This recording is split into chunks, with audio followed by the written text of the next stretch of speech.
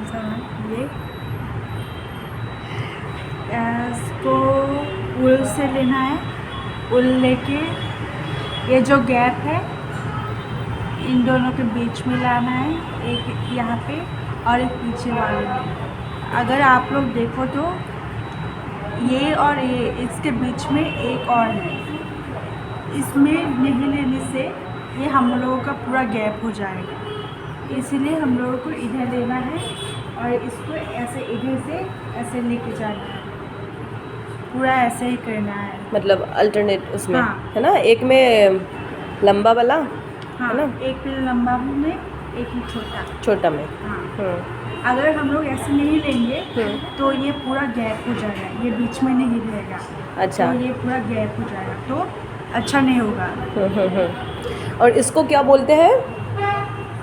This all are verbs. Verbs. उसके बाद ये कैसे फिल करोगे आप? ये इसको यहाँ पे टाई करना है, टाई कर